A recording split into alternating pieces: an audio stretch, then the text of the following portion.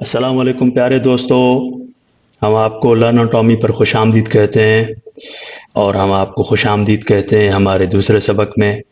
हम उम्मीद करते हैं कि आपको पहला सबक समझ में आया होगा, और अगर आपने हमारा पहला सबक नहीं देखा तो ऊपर दिए हुए लिंक पर क्लिक करके उसको देख सकते हैं। और हम ये भी उम्मीद करते हैं कि हमें आपको ये वाला लेक्चर जो अभी हम पढ़ने जा रहे हैं ये समझ में आएगा और इससे आपको फ़ायदा होगा। हम अपने रब से दुआ करते हैं कि वो हमें ऐसा इल्म अता करे जिसका फ़ायदा हो, और हमें ऐसे इल्म से बचाए जिसका कोई फ़ायदा ना हो। आमीन या रब्बल आलमीन। चलिए तो आगे चलते हैं। बिस्मिल्लाहिर्रहमानिर्रहीम। आज के सबक में हमने आपके लिए ये 4 अल्फाज का इंतखाब किया है। ये इशारे के लिए इस्तेमाल होते हैं। ये 4 अल्फाज हैं: this, that, these, those. This, this, this यानी यहाँ पे दिस, मैं लेज़र ले लेता हूँ। दिस यानी ये, करीब की चीज़ के लिए इस्तेमाल होता है दिस, ये। दूर की चीज़ के लिए दैट इस्तेमाल होता है।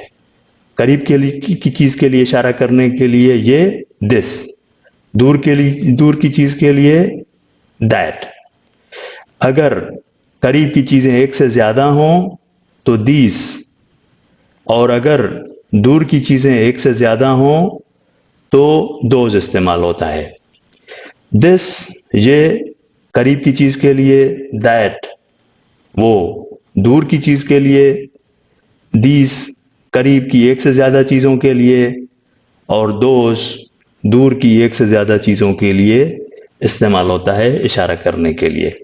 मज़ीद एग्जाम्पल्स आगे हैं, आगे की स्लाइड्स में हैं, आपको उससे मज़ीद वाज़े हो जाएगा। आप फिक्र मत कीजिए, आगे चलते हैं।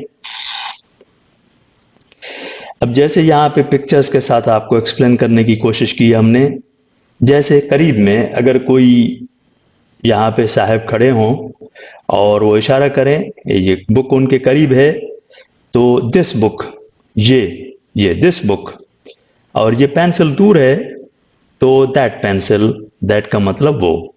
करीब के इशारे के लिए दिस, दूर के लिए दैट, और करीब की एक से ज़्यादा चीज़ों के लिए दीस, और दूर की चीज़ों के लिए दोज इस्तेमाल होता है।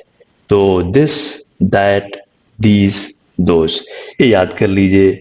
इनकी स्पेलिंग्स को भी याद कर लीजिए, समझ लीजिए। और आगे चलते हैं। ज़्यादा डिटेल की ज़रूरत नहीं है, ये आम बोलचाल में इस्तेमाल होते हैं, अल्फाज इस्तेमाल होते हैं, बस आप इनको इस्तेमाल करना सीखिए और आगे चलते हैं। अब यहाँ पर हमने आपके लिए मिसालें रखी हैं ताकि मिसालों से आपको वाज़े हो जाए। तो ये 4 मिसालें हैं। पहली मिसाल, ये पहला लफ्ज़ की मिसालें हैं दिस, ये उसकी मिसालें हैं। तो पहली मिसाल है ये किताब, ये किताब। इसको इंग्लिश में क्या कहेंगे? This book, this book, this book. अब अगर हम ये कहें कि ये पेन, इसको इंग्लिश में क्या कहेंगे? दिस पेन, ये पेन, दिस पेन। उसके बाद दूसरी मिसाल है ये वाला। ये वाला या दिस वन, ये आम बोलचाल में बहुत ज़्यादा इस्तेमाल होता है। जैसे मिसाल के तौर पर कोई पूछे कि तुम्हारा थैला कौन सा है, तो कहने वाला कहता है ये वाला। तुम्हारा किताब कौन सी है, तो कहने वाला कहता है ये वाली। तो ये वाला या ये वाली, उसको इंग्लिश में क्या कहेंगे? कहेंगे this one, this one, this one. आगे चलते हैं। ये कलम है, ये कलम है। अगर सिर्फ ये इतना कहना हो ये कलम, ये कलम, तो कहेंगे दिस पेन। ये कलम है तो इंग्लिश में कहेंगे this is pen, this is pen. ये बुक है, ये किताब है, तो कैसे कहेंगे? This is book. बहरहाल आप ये याद रखिए, ये कलम है, दिस इज पेन। ये टोपी है, ये टोपी है, इसको इंग्लिश में कैसे कहेंगे? This is cap, this is cap. ये मेरी टोपी है, ये मेरी टोपी है, तो दिस इज माई कैप। माई का मतलब है MY, माई का मतलब है मेरा, मेरी या मेरा। यहाँ पे रेड में आपकी समझने के लिए यहाँ पे रेड में लिखा, और यहाँ पर आपको समझ में लिखी, इसके लिए ट्रांसलेशन में रेड में हमने लिखा ये मेरी टोपी है, दिस इज माई कैप। तो ये दिस की मिसालें हुई। आगे चलते हैं, दैट की मिसालें देखते हैं। दैट, दूर की चीज को इशारा करने के लिए दैट, वो कार, एक कार दूर से जा रही है और इशारा करने वाला कह रहा है कि वो कार, वो car. That car, that car, वो कार।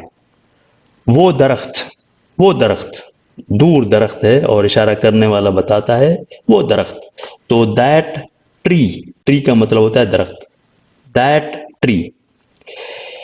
फिर वो वाला इस्तेमाल होता है, वो वाला यानी मिसाल के तौर पर कोई पूछने वाला पूछे कि तुम्हारा कमरा कौन सा है, तो कहने वाला कहता है वो वाला, तो इंग्लिश में उसको कैसे कहेंगे, दैट वन, वो वाला, वो वाला।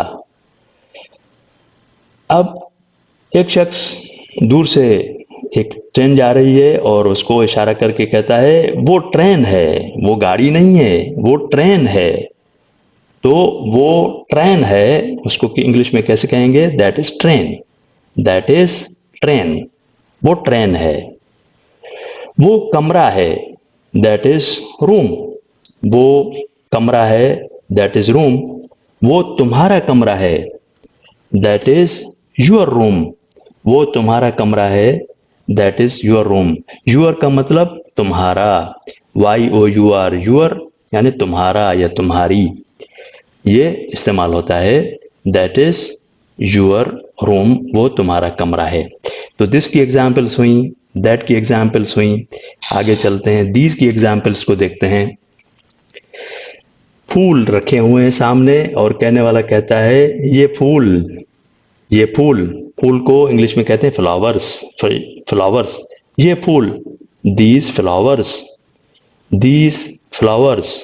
एस लगाएंगे क्योंकि एक से ज्यादा चीजें हैं तो यहां पर एस लगाएंगे, दीज फ्लावर्स, ये फूल। ये वाले, कहने वाला कहे ये वाले कपड़े मेरे हैं, ये वाले कपड़े, ये वाले कैसे कैसे कहेंगे, दीज वंस, दीज वंस, ये वाले।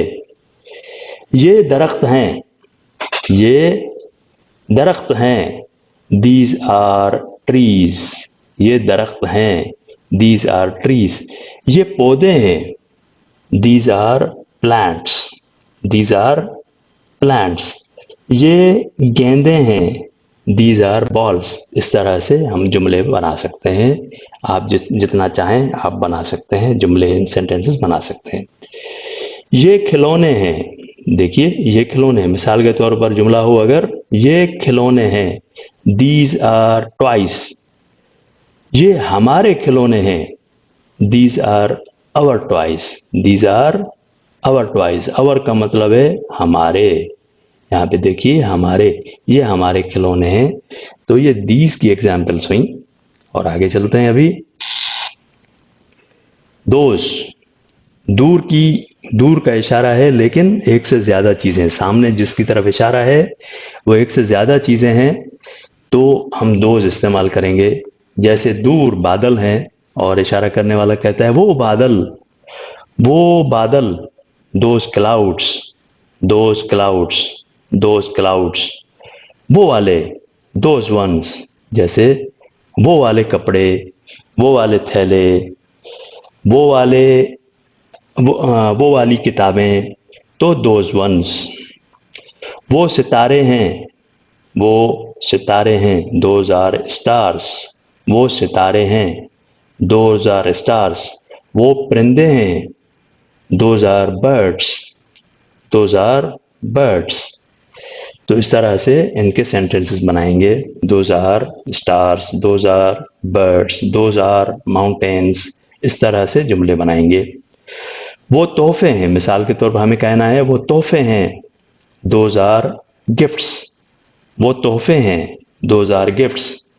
वो आपके तोहफे हैं, वो आपके तोहफे हैं, दोज आर योर गिफ्ट्स, आपके यानी योर, आपके या आपका, योर इसका मतलब होता है योर, वो आपके तोहफे हैं। तो हमने दिस, दैट, दीज, दोज की एग्जाम्पल्स को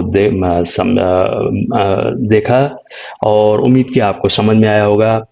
अब चलिए be ready for the test. अब टेस्ट के लिए रेडी हो जाइए। टेस्ट के लिए हमने आपके लिए 20 जुमले उर्दू में लिखे हैं और आपसे गुजारिश करते हैं कि आप इनकी ट्रांसलेशन लिखिएगा अपनी कॉपी में, जो भी जहां पर भी हो आप इनकी ट्रांसलेशन बनाइएगा। आइए तो जुमले पढ़ लेते हैं। पहला जुमला है, ये खिलौना है, ये खिलौना है। ये गेंद है, गेंद को बॉल कहते हैं, BALL बॉल। ये गेंद है। ये टोपी है। ये गाड़ी है, गाड़ी को कार कह सकते हैं, गाड़ी को कार कह सकते हैं। ये गाड़ी है। ये घर है, घर को होम कह सकते हैं, होम, होम। इस तरह वो पंखा है, वो पंखा है। यहाँ पे देखिए ये है और यहाँ पे वो है, तो ये दैट की एग्जाम्पल्स बनेंगी और ये दिस की एग्जाम्पल्स बनेंगी।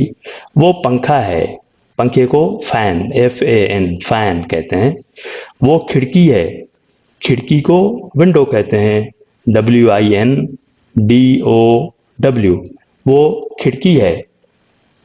वो पौधा है, पौधा यानी प्लांट, PLANT, PLANT, वो पौधा है। वो फूल है, फूल तो हमने पढ़ा पिछली एग्जाम्पल्स में। वो फल है, फल यानी फ्रूट, FRUIT फ्रूट, वो फल है। ये 10 एग्जाम्पल्स हुई। आगे चलते हैं, 10 एग्जाम्पल्स और देखते हैं।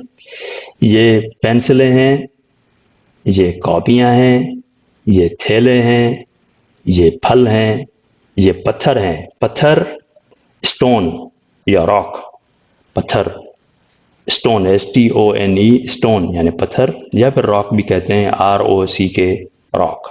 तो आप इसका जुमला बनाइएगा। ये यानी दीज की एग्जाम्पल्स हैं और ये दोज की एग्जाम्पल्स हैं। वो कलम हैं, वो बादल हैं, वो सितारे हैं, वो कुर्सियां हैं, वो परिंदे हैं। तो बस आज का सबक यहाँ तक ही। हम अपने रब से दुआ करते हैं कि हमारे इल्म में इजाफ़ा फरमाए, हम सबको खैर व आफ़ियत से रखे और ज़्यादा से ज़्यादा नेक अमाल करने की तौफ़ीक़ अता फरमाए।